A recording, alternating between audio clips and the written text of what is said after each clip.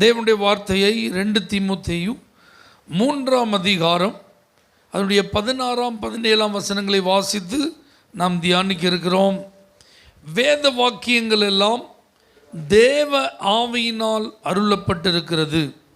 தேவனுடைய மனுஷன் தேறினவனாகவும் எந்த நற்கிரியையும் செய்ய தகுதி உள்ளவனாகவும் இருக்கும்படியாக அவைகள் உபதேசத்துக்கும் கடிந்து கொள்ளுதலுக்கும் சீர்திருத்துதலுக்கும் நீதியை படிப்பிக்குதலுக்கும் பிரயோஜனம் உள்ளவைகளாக இருக்கிறது. அல்லேலூயா. ஆண்டுடைய வாக்கியம், தேவனுடைய வசனங்கள், வேத வாக்கியம் அப்படின்னா ஆண்டுடைய வார்த்தை. அல்லேலூயா. ஏன் ஆண்டுடைய வார்த்தையை நம்ம இவ்வளோ கனப்படுத்துகிறோம் அப்படின்னா அதில் ஒரு வல்லமை இருக்கிறது. அதில் ஏதோ ஒரு பவர், சக்தி என்ன செய்யுது. அது 2 விதங்களில் ஒரு தேவனுடைய பிள்ளைகள் வாழ்வில் அது செயல்படுகிறத இந்த இடத்துல பவுல் எழுதுகிறாரு. முதலாவது, அந்த வார்த்தை அந்த நபரை தேறினவர்களாய் மாற்றுகிறது. 2வது, அவர்களை எந்த நற்கிரியையும் செய்ய தகுதி உள்ளவர்கள் என்ன செய்யுது, மாற்றுகிறது. ஆமென் சொல்லுங்க பார்க்கலாம். அதற்காகத்தான் இந்த வேத வசனம் பல விதங்களில் கிரியை செய்கிறது. ஆமென். அது எப்படி கிரியை செய்கிறது என்பதை 17ஆவது வசனத்தை சொல்லுது. அந்த கிரியை நடந்தால் என்ன மாற்றம் உண்டாகும் என்பதை 16ஆம் வசனம் சொல்லுது. தேறினவனாகவும் எந்த நற்கிரியைகளையும் செய்ய தகுதி உள்ள ஒரு ஆளாக அந்த ஆளை இந்த வசனம் மாற்றுது. அப்படின்னா அந்த ஆளுக்குள்ள சில காரியங்களை இந்த வசனம் என்ன செய்யுது. என்ன செய்யுது? முதலாவது உபதேசிக்கிறது. ஆமென் சொல்லுங்க பார்க்கலாம். வேத வசனத்தில் இருந்து தான் உபதேசம். வேத வசனத்தில் இல்லாதது உபதேசமே கிடையாது. ஆமென் சொல்லுங்க பார்க்கலாம். ரட்சிப்பு அது ஒரு உபதேசம். ஞான ஸ்நானம் அது ஒரு உபதேசம். பரிசுத்த ஆவியின் அபிஷேகம், இவைகளை குறித்த காரியங்களை அறிந்து கொள்வது ஒரு உபதேசம். ஆமென் சொல்லுங்க பார்க்கலாம். இன்றைக்கெலாம் ரட்சிப்பை குறித்து நிறைய பேருக்கு விவரமே தெரியல. ஏன் சர்ச்சுக்கு வந்தீங்க அப்படின்னு சொல்லி நம்ம அவங்கள்ட்ட கேட்டோம். வாழ்க்கையில் ரொம்ப கஷ்டப்பட்டுட்டு இருந்தேன், ஒரு அக்கா தான் என்னைய சர்ச்சுக்கு வா, நீ நல்லா இருப்பேன்னு சொன்னாங்க, அதனால் நான் சர்ச்சுக்கு வந்த நாள்லேருந்து ஏதோ கொஞ்சம் பரவாயில்ல. அல்லேலூயா.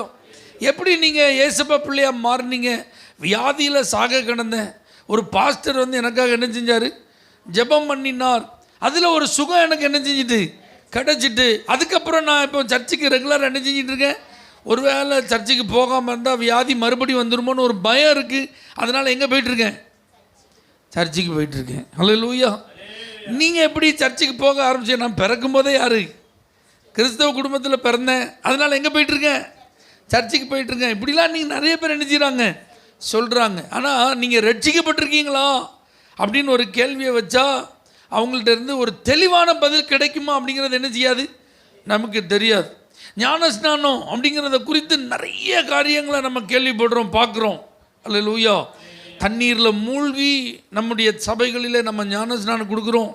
சில மெயின்லைன் சர்ச்சஸில் தண்ணீரில் மூழ்கி ஞானஸ்நானம் இல்லை, அவர்கள் தெளிப்பு ஞானஸ்நானத்தை என்ன செய்கிறாங்க, கொடுக்குறாங்க. அப்போ பாருங்கள், எது சரி அப்படிங்கிறது ஒரு பெரிய குழப்பமாக இருக்குது. கேள்வி என்ன செய்யுது. அப்போ இந்த மாதிரி குழப்பங்களுக்கும் கேள்விகளுக்கும் பதிலாக தேவனுடைய வார்த்தை இருக்கிறது. ஆமென் சொல்லுங்கள். அதான் உபதேசம். முடிய ஒட்டா வெட்டுறது தான் உபதேசம் அப்படின்லாம் கிடையாது. அல்லேலூயா. வெள்ளைச்சட்டை போடுறது தான் உபதேசம் அப்படிங்கிறதெல்லாம் கிடையாது. ஆமென் சொல்லுங்கள் பார்க்கலாம். நல்ல சத்தமாக தான் சொல்லுங்களேன். அல்லேலூயா. இதெல்லாம் அவரவருடைய அந்த விருப்பத்தின்படி தங்களை மாற்றிக்கொள்வது. ஆனால் உபதேசம் அப்படின்னுங்கிறது வேதத்தின் அடிப்படையில், வேத வசனம் என்ன சொல்லுதோ அதுதான். அல்லேலூயா. நான் சொல்கிற எத்தனை பேர் புரியுது? அப்போ உபதேசத்தை நாம் அறிய தான் நமக்குள்ள மாற்றங்கள் உண்டாகும். இயேசு உபதேசிக்க தொடங்கினதாவது தன்னுடைய வாயை திறந்தவர் என்ன செய்ய ஆரம்பித்தார், உபதேசிக்க தொடங்கினார். அப்போ தெரியாத காரியங்கள், அநேக விஷயங்களை அவங்களுக்கு எளிதாய் புரிந்து கொள்ள நிறைய காரியங்களை அவர் என்ன செஞ்சார், சொல்லி கொடுத்தார். அல்லேலூயா. அப்போ அப்போஸ்தலருடைய உபதேசம் அப்படின்னு ஒன்று என்ன செய்யுது இருக்கிறது. ஆதி திருச்சபை அவ்வளோ ஸ்ட்ராங்காக இருந்ததுக்கு காரணம், வைராக்கியமாக இருந்ததற்கு காரணம், இரத்த சாட்சியாய் மரிப்பதற்கு கூட அவர்கள் ஆயத்தமாக இருந்ததற்கு காரணம், எக்காரணம் கொண்டு இயேசுவை நாங்கள் யாருக்காக விட்டுத்தர மாட்டோம், மறுதளிக்க மாட்டோம் சொல்லி தங்கள் வாழ்க்கையில் தொடர்ந்து பரலோகத்தையே நோக்கி ஓடினதுக்கு காரணம் என்னன்னா உபதேசம். அல்லேலூயா. அப்போ அந்த உபதேசம் எங்கேருந்து வருது? அப்போ யாராவது உங்கள்கிட்ட வந்து இதுதான் உண்மை, இதுதான் சத்தியம், இதுதான் உபதேசம் சொல்கிறாங்க அப்படின்னா அதற்கு வசனம் ஆதாரமாக இருக்கிறதா அதை நம்ம பார்க்கணும். அல்லேலூயா. எது ஆதாரமாக இருக்கா? வசனம் ஆதாரமாக இருக்கா, அது ரொம்ப முக்கியம். ரெண்டாவது பாருங்கள், கடிந்து கொள்ளுதலுக்கும். அப்போ தேவனுடைய வார்த்தை அவருடைய பிள்ளைகளாகிய நம்மை கடிந்து கொள்ளுகிறது. நம்ம வீட்டில் ஆண்டவர் நமக்கு நல்ல அருமையான பிள்ளைகள் என்ன செய்திருக்கிறார்? தந்திருக்கிறார். அந்த பிள்ளைகளை நம்ம கடிந்து கொள்ளுகிறோமா? உண்மையிலே கடிந்து கொள்ளுகிறோம். எப்போ கடிந்து கொள்ளுகிறோம்? சும்மா சும்மா கடிந்து கொள்வோமா? இல்லை. ஆமென். அந்த பிள்ளைகள் ஏதாவது தவறு செய்யும்போது அவர்களை நம்ம என்ன செய்கிறோம்? கடிந்து கொள்ளுகிறோம். அவர்களுடைய தவறுகளை நாம் அவர்களுக்கு சுட்டி காண்பிக்கிறோம். இதை இனிமேல் என்ன செய்யக்கூடாது. அப்போ தேவனுடைய வார்த்தை நமக்கு இந்த மாதிரி ஒரு வேலை என்ன செய்து. ஆமென். தேவனுடைய மனுஷன் இப்படி இருக்கக்கூடாது, ஊழியக்காரன் இப்படி இருக்கக்கூடாது, விசுவாசி இப்படி இருக்கக்கூடாது, இது தவறு அப்படிங்கிறத வசனம் நமக்கு என்ன செய்யுது? சுட்டி காண்பிக்கிறது. ஆமென். அப்போ தகப்பன் தான் சிநேகிக்கிற புத்திரன் என்ன செய்கிறார்? சிட்சிக்கிறார். அப்போ தகப்பன் கடிந்து கொள்ளும் போது என்ன செய்யக்கூடாது? அது அற்பமாக என்ன செய்யக்கூடாது? நினைக்கக்கூடாது. எப்படி என்ன கடிந்து கொள்ளலாம் என்று எதிர்த்து என்ன செய்யக்கூடாது? நிற்கக்கூடாது. அல்லேலூயா. அப்போ வசனத்தின் மூலமாய் ஒரு கடிந்து கொள்ளுதல் வருது அப்படின்னா அந்த கடிந்து கொள்ளுதலுக்கு பின்பாக ஏதோ ஒரு மாற்றம் என்ன செய்யுது? மனிதனுக்குள் நடக்கிறது, இதயத்திற்குள் ஏற்படுகிறது. ஆமென். அடுத்தது அதோட கடிந்து கொள்றதோட நின்று விடாமல் சீர்திருத்துதல் அப்படின்னு ஒன்று இருக்குது. வசனம் பார்த்தீங்கன்னா கண்டம் மட்டும் பண்ணாது, அதாவது உங்களை கடிந்து கொண்டு அப்படியே விட்டுறாது. ஆமென். நீங்கள் என்ன தப்பு பண்ணீங்க, அப்போ எது சரி, அப்போ சரியானதை நீங்கள் எப்படி கண்டுபிடிக்கிறது, அதை கண்டுபிடிச்சு அதன்படி எப்படி நீங்கள் நடப்பது, அதான் சீர்திருத்துதல். இதையும் வசனம் செய்து, தேவனுடைய வார்த்தை என்ன செய்யுது? செய்கிறது. உங்களுக்கு இதெல்லாம் செஞ்சிருக்குதா? தவறு செய்யும்போது தவறை மாத்திரம் சுட்டி காண்பிப்பதோடு வேத வசனத்தினுடைய வேலை என்ன செய்யல முடியலை. வழி இதுதான். அல்லேலூயா. இதை சரியாக கடைபிடிங்க, இதுதான் நன்மை, இதுதான் உண்மை, இதை நீங்கள் செய்யணும் அப்படிங்கிற ஒரு வழியையும் அது நமக்கு என்ன செய்கிறது? காண்பிக்கிறது. அதான் சீர்திருத்துதல். அடுத்ததாக ஒரு வார்த்தை இருக்கு, நீதியை படிப்பிக்குதலுக்கும். ஆமென். அப்போ நீதி அப்படின்னு வந்துட்டாலே தேவனுடைய வழி, தேவனுடைய சித்தம், தேவன் என்ன விரும்புகிறார், அவருக்கு ஒரு நோக்கம் என்ன செய்யுது? ஒவ்வொரு பிள்ளைகளை குறித்து இருக்கிறது. அப்போ அதை அறிந்து செயல்படுவதற்கு இந்த வசனம் தான் வழியை காண்பிக்கிறது. ஆமென். சொல்லுங்க பார்ப்போம். இதற்கெல்லாம் இது பிரயோஜனம் உள்ளதாக என்ன செய்யுதான் இருக்கு. அப்போ மல்டியா இந்த வேர்ட் ஆஃப் காட் ஒரு மனிதனுடைய வாழ்வில் வேலை செய்கிறது. ஏதோ ஒரு ஆசீர்வாதத்தை மட்டும் இந்த வார்த்தை என்ன செய்யல கொண்டு வரவில்லை. ஆமென். பல விதங்களில் இது என்ன செய்யுது? வேலை செய்யுது. இப்போ ஓகே, இப்போ நான் உங்கள்ட்ட சொல்ல விரும்புகிற காரியம், நீங்களும் நானும் இந்த தேவனுடைய வார்த்தையில் உள்ள வல்லமையினால் ரெண்டு விதங்களில் ஆசீர்வதிக்கப்படுகிறோம். ஒன்று, நாம் தேறினவர்களாய் மாறுகிறோம். ஆமென். தேறினவர்கள் அப்படின்னு எல்லாரையும் நம்ம என்ன செய்ய முடியாது, சொல்ல முடியாது. இப்போ பாருங்கள், எல்லாரும் எக்ஸாமுக்கு என்ன செஞ்சிட்டு இருக்காங்க? ஆயத்தம் ஆகிட்டு இருக்காங்க, பரபரப்பாக இருக்குது. இப்போ +2 எக்ஸாம் எழுதுகிற பிள்ளைங்க வேக வேகமாக எழுதி முடித்த உடனே நீ தேர்ச்சி அடைந்து விட்டாய் அப்படின்னு சொல்லிடுவோமா? சொல்ல மாட்டோம். ஆமென். அல்லது +2ல் பேரை பதிவு செஞ்ச உடனே நீ தேர்ச்சி அப்படின்னு சொல்ல முடியுமா? குவார்டர்லி எக்ஸாம் முடிஞ்ச உடனே நீ +2ல் தேர்ச்சி பெற்று விட்டாய் சொல்லிடுவாங்களா? சொல்ல மாட்டாங்க. அந்த ஃபைனல் எக்ஸாம் மட்டும் அட்டன் பண்ணியாச்சு, நீ தேர்ச்சிப்பா அப்படி சொல்லுவாங்களா? இல்லை, அங்கே ஒரு இவால்வேஷன் என்ன செய்யுது இருக்குது. அந்த கொஸ்டினில் அவங்க கரெக்டாக ஆன்சர் பண்ணியிருக்காங்களா? ஆமென். அவர்கள் தேர்ச்சி பெறுவதற்கு நியமிக்கப்பட்ட மதிப்பெண்களை அவர்கள் பெற்றிருக்கிறார்களா? அல்லேலூயா. இதன் அடிப்படையில் ஒரு குறிப்பிட்ட நாள் வரும், அன்னைக்கு ரிசல்ட் பப்ளிஷ் செய்யப்படும். அப்போ தான் தெரிய வரும் ஸோ அண்ட் ஸோ தேர்ச்சி அடைந்து விட்டாரா இல்லையா. ஆமே, புரியுதா உங்களுக்கு? இதை மாதிரி தான் ஆண்டவரும் அவருடைய வார்த்தையை நமக்கு ஏன் கொடுக்குறாருன்னா, எல்லாரும் நம்மளை பார்க்கும்போது இவர்கள் தேர்ச்சி அடைந்தவர்கள், இவர்கள் தேறினவர்கள், இவர்கள் முதிர்ச்சி அடைந்தவர்கள். இப்போ பாருங்க, எல்லாருடைய கவனமும் ஆசீர்வாதத்தில் இருக்கு. எல்லாருடைய கவனம் எதில் இருக்கு? நான் ரட்சிக்கப்பட்டேன், இப்போ இயேசு எனக்கு என்ன செஞ்சிருக்கிறாரு, எப்படிலாம் என்ன ஆசீர்வச்சிருக்கிறாரு, அல்லேலூயா. என் வாழ்க்கையில் என்னென்ன நன்மைகள்லாம் எனக்கு என்ன செஞ்சிருக்கு, கிடைத்திருக்கிறது. இதெல்லாம் வளர்ச்சி. வளர்ச்சி எவ்வளோ முக்கியமோ அதை காட்டிலும் முதிர்ச்சி ரொம்ப அவசியம். ஆமென் சொல்லுங்க. அப்போ தேவனுடைய பிள்ளைகளாகிய நம்மை இந்த சமுதாயம் பார்க்கும்போது, நம்முடைய குடும்பம் பார்க்கும்போது, நம்மோடு நெருக்கமானவர்கள் பார்க்கும்போது, நம்ம ஒரு மெச்சூர்டு கிறிஸ்டியனாக இருக்கிறத பார்க்கணும். அல்லேலூயா. முதிர்ச்சி அடைந்த ஒரு கிறிஸ்தவனாய் நாம் நடந்து கொள்வதை நம்ம சுற்றி இருக்கிறவங்க என்ன செய்யணும், பார்க்கணும். பக்குவப்பட்டவங்கள நம்ம இருக்கணும். என்னப்பா வேதக்காரனாக இருக்க இப்படி இருக்கிய அப்படின்னு நம்மளை யாரும் சொல்லிடக்கூடாது.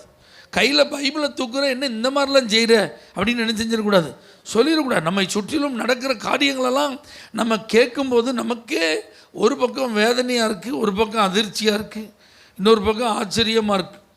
இப்படியெல்லாம் நடக்குமா? அல்லேலூயா.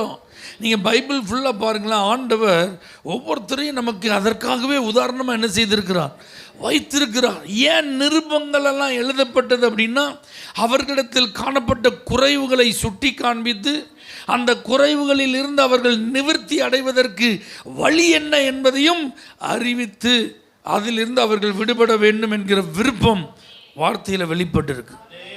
விடுபட்டால் எப்படி இருப்பாங்க, விடுபடலைன்னா என்ன நடக்குங்கிறதே அதில் என்ன செஞ்சிருக்கு, எழுதப்பட்டு இருக்கிறது. ஆமைன்னு சொல்லுங்க பார்க்கலாம். அல்லேலூயா. அதனால தான் பவுல் அப்போஸ்தலன் வருத்தப்படுறார். எப்பா, நீங்களாம் காலத்தை பார்த்தா எப்படி இருக்கணும், போதகர்களாக இருந்திருக்கணுமே. ஆனால் என்ன நீங்கள் எப்படி தான் இருக்கீங்க, ஒரு குழந்தைகளை போல் என்ன செய்றீங்க, இருக்கிறீங்க. பால் உண்கிற லெவலில் தான் இருக்கீங்க. நான் சொல்கிற சில சத்தியத்தெல்லாம் உங்களால் கிரகிக்கவே முடியாது. பவுல் சொல்கிறாரு, மெல்கி சேதேக்கை குறித்து, அவனுடைய ஆசாரியத்துவத்தை குறித்து நான் எழுதினேன் அப்படின்னா உங்களால் அதை என்ன செய்ய முடியாது, புரிந்து கொள்ள முடியாது. இந்த மெல்கி சேதேக்கை குறித்து நீங்கள் எங்கே பார்க்கலாம்? ஆபிரகாம் அந்த வாழ்ந்த காலத்தில் ஆபிரகாம் அவரை சந்தித்தார், ஆபிரகாமை அவர் ஆசீர்வதித்தார், ஆபிரகாம் அவருக்கு என்ன கொடுத்தார், தசமமாக கொடுத்தார். இவ்வளோதான் இருக்கும் சாலேமின் ராஜா. ஆனால் அவருடைய பேக்ரவுண்ட் என்ன அதெல்லாம் தெரியாது.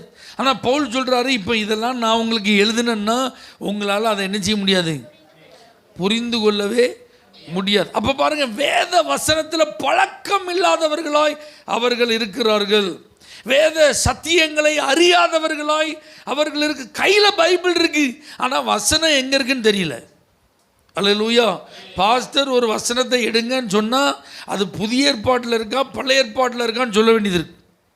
அதுக்கப்புறம் பேஜ் நம்பரை என்ன செய்ய வேண்டியது இருக்குது, சொல்ல. வெறும் பேஜ் நம்பரை சொல்லிட்டா பழைய ஏற்பாட்டில் இருக்கிறத எங்கே தேடிட்டு இருக்காங்க, புதிய ஏற்பாட்டில். புதிய ஏற்பாட்டில் இருக்கிறத எங்கே தேடிட்டு இருக்காங்க, பழைய ஏற்பாட்டில் தேடிட்டு இருக்காங்க. அல்லேலூயா. அப்போ நிலைமை எப்படி இருக்குது பார்த்தீங்களா? அப்போ இதெல்லாம் முதிர்ச்சிக்கான அறிகுறி இல்லை. ஆமேன். அல்லேலூயா. வசனம் தெரியல. பவுல் எழுதுகிறாரு, தெசலோனிக்கே பட்டணத்தாரை காட்டிலும் பெரேயா பட்டணத்தார் எப்படி இருக்கிறாங்க, நற்குணசாலிகளாக இருக்கிறாங்க. ஏன் அப்படின்னு பார்த்தா அவர்கள் வேத வசனத்தை ஆராய்ந்து பார்க்குறாங்களாம், தேடி தேடி பார்க்குறாங்க. இந்த வசனம் இங்கே இந்த அர்த்தத்தில் சொல்லப்பட்டிருக்கு, இந்த வசனம் இப்படி எழுதப்பட்டிருக்கிறது, இது இப்படி போதிக்கிறது, இது இப்படி ஆலோசனை தருகிறது, அப்போ நம்ம இப்படி தான் நடக்கணும்னு இந்த வசனம் நமக்கு கற்றுத்தருகிறது. இப்படியே அந்த பட்டணத்தார், அந்த சபை மக்கள் அவங்க வேத வசனத்தை அப்படியே வாசித்து இன்னொரு பட்டணத்தில் இருக்கிற சபையை காட்டிலும் இவங்க எப்படி மாறிட்டாங்க, நற்குணசாலிகளாக மாறிட்டாங்க. அப்படின்னா என்ன அர்த்தம், முந்தி ரட்சிக்கப்பட்டவங்களை காட்டிலும் பிந்தி ரட்சிக்கப்பட்டவங்க எப்படி இருக்காங்க, கண்ணி கொடுக்கிறவங்களா இருக்கிறாங்க, முதிர்ச்சி அடைஞ்சவங்களா இருக்கிறாங்க, ஆவியில் நல்ல தெளிவுள்ளவங்களா இருக்கிறாங்க. அல்லேலூயா. கலாத்தியா சபைக்கு எழுதும்போது சொல்கிறாரு, எப்போ நான் பண்ண பிரசங்கத்தை கேட்டு உங்களுடைய வாழ்க்கையை அர்ப்பணித்த நீங்கள், நான் போனதுக்கப்புறம் ஒருத்தன் வந்து தவறான சுவிசேஷத்தை சொல்லும்போது அதை உங்களால் கண்டுபிடிக்க முடியலையே. இது தப்புன்னு உங்களால் என்ன செய்ய முடியல, கண்டுபிடிக்க முடியலையே. அப்போ அவங்களுக்கு எழுதுறாரு, நான் சொன்ன சுவிசேஷம் தான் ஒரிஜினல்.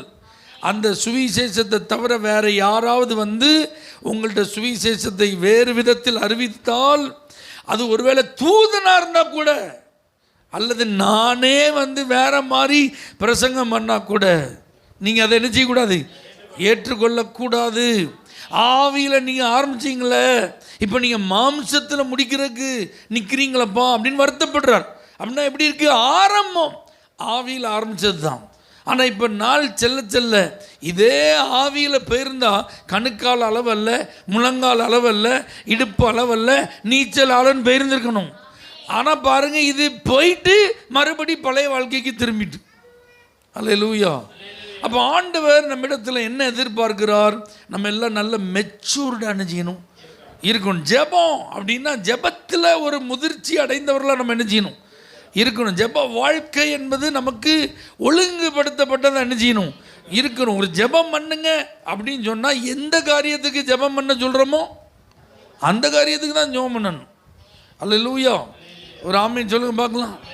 ஒரு ஆரம்ப ஜெபம் பண்ணுங்க. கர்த்தர் இந்த ஜெபத்தை ஆசீர்வதிக்கணும், இந்த ஆராதனை ஆசீர்வதிக்கணும். அந்த ஜெபத்தின் கண்டென்ட் எதை பேஸ் பண்ணி தான் இருக்கணும், ஆராதனையை பேஸ் பண்ணி தான் இருக்கணும். இந்தியாவை ரட்சியும். அல்லேலூயா. வட இந்தியாவில் ஊழியம் செய்கிற மிஷினரிகளை பயன்படுத்தும். எங்கள் வீராணம், எங்கள் கிராமத்தை எங்களுக்கு ரட்சித்து தாரும். எங்கள் பாஸ்டரையாவை நினச்சிங்க ஆசீர்வதிங்க. எங்கள் உதவி ஊழியர்களெல்லாம் நினச்சிங்க ஆசீர்வதிங்க. இப்படியே என்ன செஞ்சிடக்கூடாது, அப்படியே ரவுண்ட் அடிச்சுட்டு வர்றதுக்குள்ளே முடிஞ்சுன்னு எல்லாம். ஆமான்னு சொல்லுங்க பார்க்கலாம். ஹல்லேலூயா. ஆமாம், இப்படி தான் பாருங்கள். ஒரு நாள் சாப்பிட்ற நேரத்தில் சாப்பாடுக்காக என்ன செய்யணும், ஜோம் பண்ணணும். எல்லாம் தட்டை வச்சு நினைச்சிக்கிறாங்க, சாப்பாடெல்லாம் வச்சுட்டு ரெடியாக உட்காந்துருக்காங்க. ஒருத்தர் ஜோம் பண்ண சொல்லிட்டார். அவர் பார்த்தீங்கன்னா இந்தியாவுக்காக ஜெபம் பண்ண ஆரம்பித்து கன்னியாகுமரியில் ஆரம்பித்தவர். அல்லேலூயா. தமிழ்நாடு, கேரளா, கர்நாடகா, இப்படி ஒவ்வொரு மாநிலத்துக்காக போயிட்டு, ஆமாம், கடைசியில் கீழே பார்த்தா அவர் தட்டில் இருந்த முட்டையை காணும். ஆமேன். எங்கப்பா என் முட்டை அப்படின்னா, நீ கேரளாவுக்கு போயிருந்துருக்கும் போது அந்த முட்டையை ஒருத்தர் என்ன செஞ்சிட்டாரு, எடுத்துகிட்டு போயிட்டார். அல்லேலூயா. அப்போ பாருங்கள், எங்கே உட்காந்துருக்கோம், எதுக்கு ஜெபம் பண்ண வந்திருக்கோம், சாப்பாட்டுக்கு ஜெபம் பண்ணும்போது அப்படின்னா என்ன அர்த்தம், அவங்களுக்கு இன்னும் ஜெபத்தில் ஒரு பக்குவம் இல்லை. அல்லேலூயா. வசனத்தை கிரகித்து கொள்றதுல ஒரு பக்குவம். எஸ்ராவை குறித்து வாசிக்கிறோம். அவன் பாருங்க, தன்னுடைய இருதயத்தை பக்குவப்படுத்தி வச்சிருந்தான். வேத வசனத்தை ஆராய்வதற்கு, அதை கற்றுக்கொள்வதற்கு மாத்திரமல்ல, அதை ஆராய்ந்து மற்றவர்களுக்கு பகுத்து போதிப்பதற்கு, எளிதாக மற்றவர்கள் புரிந்து கொள்வதற்கு ஏற்ற விதத்தில் டீச் பண்ணுறதுக்கு அவன் இருதயத்தை என்ன செஞ்சிருந்தான், பக்குவப்படுத்தி வைத்திருந்தான். அல்லேலூயா. அப்போ நம்முடைய ஆவிக்குரிய வாழ்க்கையில் நம்ம நல்ல பக்குவப்பட்டவங்களாக இருக்கணும். இது என்னுடைய ஜெப நேரம், இது என்னுடைய வேத வாசிப்பு நேரம், இப்போ நான் வேதத்தை தியானிக்கிற நேரம். அல்லேலூயா. இப்படிலாம் நமக்கு என்ன இருக்கணும், ஒரு ஒழுங்குபடுத்தப்பட்ட ஒரு வாழ்க்கை நமக்கு இருக்கு. அப்போ தான் நம்ம பக்குவப்பட்டவங்க அப்படிங்கிறத சொல்ல முடியும்.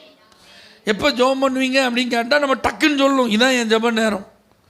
இல்லை, நான் எப்போனாலும் ஜெபம் பண்ணுவேன், நேரம் கிடைக்கும் போதெல்லாம் ஜெபம் பண்ணுவோன்னா நம்ம ஜெபத்தில் இன்னும் பக்குவம் அடையலைன்னு அர்த்தம். ஒரு நாளைக்கு எத்தனை அதிகாரம் வாசிப்பீங்க அப்படின்னா டக்குன்னு சொல்லணும், 15 அதிகாரம் என்ன செய்வேன் வாசிப்பேன், இல்லை 5 அதிகாரம் வாசிப்பேன். ஒரு நாள் 3 வாசிப்பேன், சில நேரம் 5 வாசிப்பேன், சில நேரம் வாசிக்க முடிஞ்சால் தான் வாசிப்பேன், இல்லாட்டி அதுக்கு சேர்த்து இன்னொரு நாள் என்ன செய்வேன் அப்படின்னா இன்னும் நம்ம வேத வாசிப்பு இந்த வழக்கத்தில் இன்னும் பக்குவப்படலைன்னு அர்த்தம். அல்லேலூயா. சர்ச்சுக்கெலாம் ஒழுங்காக போயிடுவீங்களா, அதெல்லாம் போவேன், எப்போவாது என்ன செஞ்சிருவேன், திடீர்னு எங்கேயா ஃபங்க்ஷன் அது இதுன்னு வந்தால் நான் போகாமல் வீட்டில் என்ன செஞ்சிருவேன், ஏன் இருந்துருவேன், அல்லது ஃபங்க்ஷனுக்கு போயிடுவேன். அப்படின்னா இன்னும் ஆண்டவரை தேடுறதில்ல, ஆராதிக்கிறதில்ல, ஆலயத்துக்கு போகிறதில்ல, சரியாக என்ன செய்யலை, பக்குவப்படலை. கம்யூனியன்லாம் கரெக்டாக எடுத்துருவீங்களா, சில நேரம் மனசு உறுத்துச்சு அப்படின்னா குற்ற மனசாட்சியோடு நீங்கள் யாரும் எடுக்கக்கூடாதுன்னு பார்த்து சொல்லும்போது அதை கேட்டோன்னே எனக்கு எப்படி இருக்குது, கொஞ்சம் ஒரு மாதிரி தான் இருக்குது. ஆனாலும் எந்திரிச்சு போனால் எல்லோரும் என்ன செஞ்சுருவாங்க, நம்மளை ஒரு மாதிரி நினச்சிருவாங்களே, அது வெக்கமாக இருக்கும்ல. அதனால் அப்படியே கண்ணை இருக்க மூடிட்டு என்ன செஞ்சிடுறது, எடுத்துறது, அல்லது எந்திரிச்சு போயிடுறது. இருக்க மூடிட்டு எடுக்கிறதும் தப்பு, எந்திரிச்சு போகிறதும் தப்பு. அப்படின்னா இன்னும் அந்த ஆள் என்ன செய்யலை, பக்குவப்படலைன்னு அர்த்தம். அல்லேலூயா. என்னன்னே தெரில, என் வாயை என்னால் என்ன செய்ய முடியல, கட்டுப்படுத்தவும் இல்லை. நான் பாட்டுக்கு படப்படப்படான்னு நினச்சிச்சிடுறேன், பேசிடுறேன். மற்றவங்க அதை குறித்து என்ன நினைப்பாங்கன்னா நினச்சிக்கிறது இல்லை. கடைசியில் பேசினதுக்கப்புறம் தான் ஒரு மாதிரி இருக்குது, நம்ம கொஞ்சம் ஓவராக தான் பேசிட்டோமோன்னு தோணுதுன்னா நம்ம பேச்சில் இன்னும் பக்குவப்படலை. அல்லேலூயா. வாழ்க்கையில் நமக்கு என்ன தேவை? முதிர்ச்சி. வளர்ச்சியை காட்டிலும் என்ன தேவை? வளர்ச்சி தேவை. ஆனால் அதே நேரத்தில் அதை காட்டிலும் இந்த முதிர்ச்சியை எது தான் தருது? வேத வசனம், வேத வார்த்தை, தேவனுடைய வார்த்தை தான் தருது. அப்போ நீங்கள் நல்லா உட்கார்ந்து நேரம் செலவு பண்ணி வேத வசனத்தை வாசித்து அதில் ஆண்டவர் உங்கள்கிட்ட பேசுகிற வசனங்களெல்லாம் நீங்கள் குறித்து வைத்து அதை திரும்ப திரும்ப நீங்கள் வாசித்து மனப்பாடம் பண்ணும்போது அந்த வார்த்தை உங்களுக்குள்ள நல்ல முதிர்ச்சி என்ன செய்யும்? கொடுக்கும், நல்ல மாற்றத்தை கொடுக்கும். மோசே ஒரு பெரிய கொலைகாரன், ஒரே அடியில் அடித்தான், எகிப்தியனை காலி பண்ணிட்டான். ஒரே ஆளாக நின்று குழியை தோண்டி போச்சுட்டான். இன்றைக்கி நமக்கு யாரையாவது அடக்கம் பண்ணுறதுக்கு குழி தோண்டணுன்னா இப்போதைக்கு ஆட்களுக்கு வாய்ப்பு இல்லை. ஜேசிபி ஏதாவது கூப்பிடுங்க பாஸ்டர். ஏன்னா இப்போதைக்கு அந்த அளவுக்குலாம் ஆட்கள் உட்காந்து நினைச்சிக்கிறது இல்லை, அந்த மாதிரி ஆயிடுது. ஆனால் அவன் ஒரே ஆளாக நின்று என்ன செஞ்சிட்டான்? அவன் எவ்வளோ பெரிய ஆளாக இருந்திருப்பான் பாருங்கள். ஆனால் அவனுக்கு ஒரு நாள் சர்டிஃபிகேட் கிடைக்கி பூமியில் உள்ள எல்லா மனுஷர்கள் காட்டிலும் மோசே யார்? அப்போ எப்படி இருந்த ஆள் எப்படி மாறிட்டான் பார்த்தீங்கன்னா, அவனுக்கு கோபம் எங்கே வரும்? மூக்குக்கு மேலே வரும். அல்லேலூயா. ஆனால் கர்த்தர் அவனை எப்படி பக்குவப்படுத்தினார்? எப்படி இந்த சாந்தன்னா தேவனுடைய வார்த்தையை கேட்டு கேட்டு தேவனோட பேசும்போது ஆண்டவர் ஜனத்தோடு சொல்கிற அந்த வார்த்தை இவன் மூலமாக தான் கடந்து என்ன செய்யுது? வந்துட்டே இருக்கு. அப்போ அந்த வார்த்தையை ரிசீவ் பண்ண அவனுக்குள்ள நல்ல மாற்றம், அவன் சுபாவத்தில் நல்ல மாற்றம். ஆமென் சொல்லுங்க பார்க்கலாம். அப்போஸ்தலனாகிய பவுல்லாம் பாருங்க, மத வைராக்கியம் முடிச்சவன், யூத மார்க்கத்துக்காக வெறி பிடிச்சி அலைஞ்சவன். கிறிஸ்தவங்களை கண்டால் அவனுக்கு என்ன செய்யாது? பிடிக்காது. ஆனால் அந்த கிறிஸ்தவ மார்க்கத்தை அறிவிப்பதற்காக இயேசு அவனை தெரிந்து கொண்டார். கிறிஸ்துவை அறிவிப்பதற்காக, சுவிசேஷத்தை அறிவிப்பதற்காக இயேசு அவனை தெரிந்து கொண்டார் அப்படிங்கிற அந்த வார்த்தை அவனுக்கு கிடைச்ச உடனே பாருங்க, தன்னை முற்றிலும் அர்ப்பணித்தான். மாம்சத்தோடு இரத்தத்தோடு யோசனை பண்ணாமல் 3 வருஷம் தேவ சமூகத்தில் அமர்ந்திருந்து அவன் ஆண்டவர்கிட்ட இந்த நல்ல வெளிப்பாடுகளெல்லாம் பெற்றுக்கொண்டான். ஆமென். அவன் பட்ட உபத்திரமம், அவன் பட்ட அவமானம், அவன் பட்ட அடிகளெல்லாம் பாருங்கள், ஒரு சாதாரண மனுஷனால் என்ன செய்ய முடியாது? தாங்கவே முடியாது. அவன் சொல்கிறான், என் பிராணனை கூட நான் அருமையாக என்ன செய்ய மாட்டேன், என்ன மாட்டேன், இந்த பாடுகளை குறித்து நான் சந்தோஷப்படுறேன். அல்லேலூயா. இந்த உபத்திரவங்களை குறித்து நான் வெட்கப்படலை. ஆமென் சொல்லுங்க. கிறிஸ்துவுக்காக இன்னும் ஆமென் என்னன்னாலும் செய்யறதுக்கு நான் ரெடி. அவருடைய அன்பை விட்டு யார் என்ன பிரிக்க முடியும்? அப்போ எந்த அளவுக்கு மெச்சூர்டாக இருந்திருக்கான் பாருங்கள். சுவிசேஷங்கள் மாத்திரமல்ல, நிருபங்களில் நீங்கள் கவனித்து பாருங்கள், ஒவ்வொரு தேவ மனிதர்களும் அந்த விசுவாசிகளை ஏன் உற்சாகப்படுத்தி எழுதியிருக்காங்க? அவங்களுக்கு கடுமையான உபத்திரவம். அன்றைக்கி சபைகளில் பலவிதமான குழப்பங்கள், பலவிதமான உபதேச கோளாறுகள், நிறைய பாவங்கள். அதிலெல்லாம் அவங்க சிக்கிடக்கூடாது, பின்வாங்கிடக்கூடாது, இயேசுவை மறுதலிச்சிடக்கூடாது, தவறான வழியில் போயிடக்கூடாதுங்கிறது தான் வசனங்கள். ஆமென் சொல்லுங்க பார்க்கலாம். அப்போ இந்த நூற்றாண்டில் நமக்கு அதை காட்டிலும் அதிகமாக தான் இருக்குது. தவறான உபதேசங்களுக்கு பஞ்சம் இல்லை, பாவத்தில் விழ வைப்பதற்கு வாய்ப்புகளுக்கு பஞ்சம் இல்லை. அல்லேலூயா. இயேசு கிறிஸ்துவை வெளியரங்கமாக நம்மளால் என்ன செய்ய முடியல, அறிவிப்பதற்கு வாய்ப்புகள் இல்லை. அப்போ இவைகளுக்கு மத்தியில் நம்ம சோர்ந்து போய் அப்படியே உட்கார்றதுக்கு நிறைய என்ன செய்யுது, சாக்கு போக்கு சொல்ல நிறைய சந்தர்ப்பம் இருக்குது. ஆனால் அதெல்லாம் சொல்லாதபடி ஆண்டவருக்காக நம்ம எந்த நற்கிரியையும் செய்ய ஆயத்தமாகிறதுக்கு தான் வசனம். அல்லேலூயா. நான் மட்டும் ரட்சிக்கப்பட்டுட்டேன், அது போதும் அப்படின்னு நம்ம என்ன செஞ்சிடக்கூடாது. என்னை ஏதோ ஒரு நோக்கத்திற்காக கர்த்தர் தெரிந்தெடுத்திருக்கிறார். அவர் என்னை கொண்டு ஏதோ ஒரு காரியத்தை செய்ய விரும்புகிறார். அவருடைய சித்தத்தை நிறைவேற்றுவதற்காக தெரிந்து கொள்ளப்பட்ட பாத்திரம்தான் நான். ஆமென் சொல்லுங்க. எஜமானுக்கு நான் உபயோகப்படுத்தப்பட வேண்டும், எஜமானால் நான் உபயோகப்படுத்தப்பட வேண்டும். அதுக்கு தான் அவர் என்ன செலக்ட் பண்ணியிருக்கிறாரு. அப்போ பாருங்க, நம்ம தகுதி இல்லாத ஆளை ஏற்றுக்கொள்ளவே மாட்டோம். ஏற்றுக்கொள்வோமா? ஆமென். சரியில்லாத ஆள் நம்மள்கிட்ட வந்து ஏதாவது சொன்னால் நம்ம அதை அங்கீகரிப்போமா? கண்டிப்பாக அங்கீகரிக்க மாட்டோம். அப்போ கர்த்தர் நம்மை சரிப்படுத்தி தேறினவர்களாய் மாற்றி அநேகருக்கு ஆசீர்வாதமாய் அவர் பயன்படுத்த விரும்புகிறார். எந்த நற்கிரியையும் செய்ய மோசேட்ட 40 வருஷம் முடிஞ்ச உடனே நீ தான்ப்பா இஸ்ரவேல் ஜனங்களை வழி நடத்தணுங்கிற பொறுப்பை கொடுத்துருந்தாருன்னு வச்சுக்கோங்க, என்ன நடந்திருக்கும்? மோசே மேலே எத்தனை மர்டர் கேஸ் ஃபைல் பண்ணணுமோ பண்ண வேண்டியது இருந்திருக்கும். டெய்லி கொலை கேஸில் உள்ளே போக வேண்டியது இருக்கும். ஆமேன். ஆனால் ஆண்டவரே டென்ஷனாக்கின குரூப் அது. வணங்கா கழுத்துள்ள ஜனம், ஆமேன், வலுவி போகிற இருதயம், முறுமுறுக்கிறவர்கள், அவிசுவாசத்தை வெளிப்படுத்துகிறவர்கள், எதிர்த்து நின்றவர்கள், பரீட்சை பார்த்தவர்கள், இப்படிலாம் ஆண்டவரே சொல்கிறார். அப்போ ஆண்டவரே இந்த அளவுக்கு டென்ஷன் ஆக்கி இருந்தாங்கன்னா மோசஸ்கிட்ட 40 வயசு இருக்கும்போதே அந்த பொறுப்பை கொடுத்துருந்தா என்ன ஆயிருக்கும்? போட்டு தள்ளியிருப்பான். எல்லாம் நீங்கள் என்ன கொள்றேன்னு சொல்லிங்க, வெயிட் பண்ணுங்க நானே கொண்டுறேன்னு இருப்பான். என்ன சகலகலா வல்லவன் அவன், எகிப்தின் சகல கலைகளையும் கற்று தேர்ந்தவன். ஒரே பஞ்சு தான், கோராகின் கூட்டமாக அங்கே வா, ஒவ்வொருத்தனா ரூம்குள்ளே வந்துட்டு போ, அவ்வளோதான் முடிஞ்சுது. வர்ம கலைகள்லாம் அவனுக்கு தெரியும். ஆமேன். எல்லாத்தையும் காலி பண்ணியிருப்பான். அதனால தான் ஆண்டவர் ஒரு 40 வருஷம் வனாந்தரத்தில் போ உட்காந்துரு, உனக்கு நான் சொல்லித்தரேன், நீ ஒரு பெரிய வேலையை செய்யணும்பா, உன்னை நான் ஆயத்தப்படுத்தணும். ஆமேன்னு சொல்லுங்க பார்ப்போம். அப்போஸ்தலனாகிய பவுலை முதல்ல தமஸ்கு வீதிக்கு போகும்போது குப்புற தள்ளி பிடிச்சிட்டாரு. ரொம்ப வேகம்தான். ஆமேன்.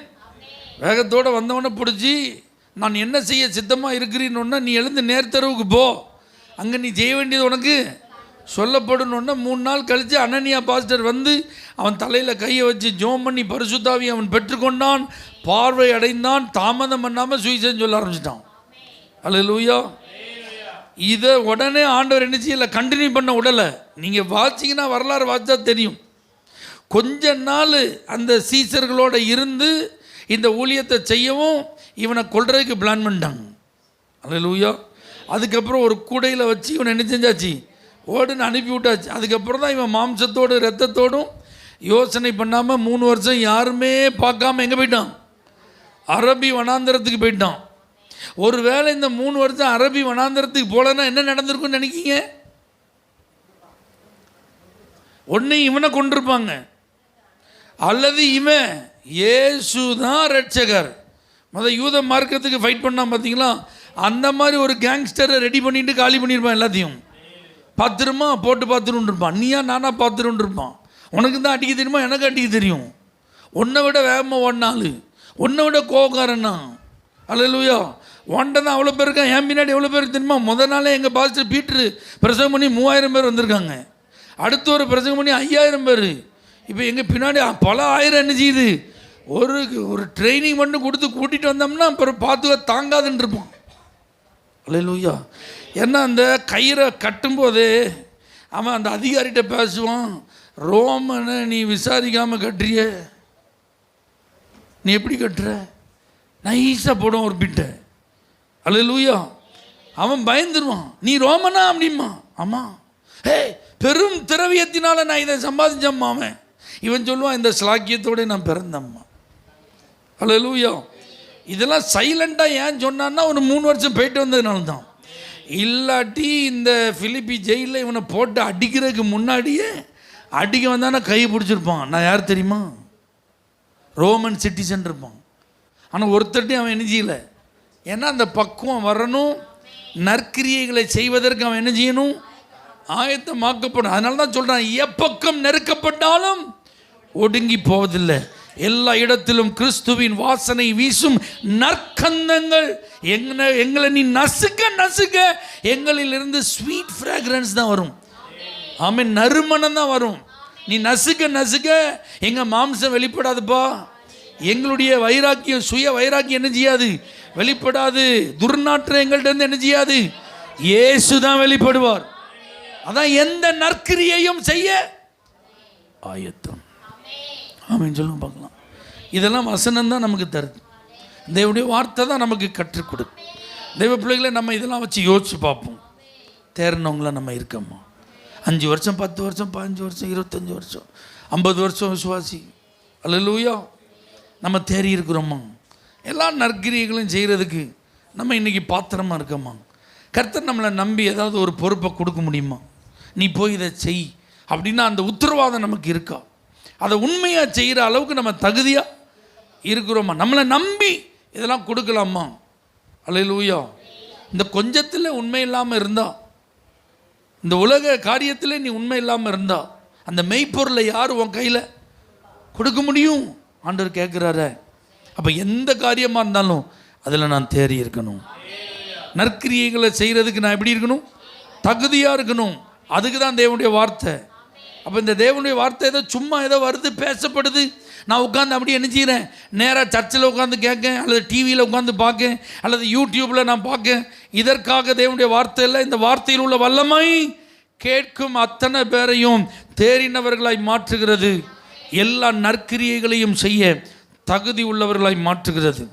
இப்படி அது என்னை மாற்றுகிறதா என்று ஒவ்வொரு நாளும் நாம் சிந்தித்து இந்த வார்த்தைக்கு அதனுடைய வல்லமை நமக்குள் செயல்பட அர்ப்பணிப்போம்.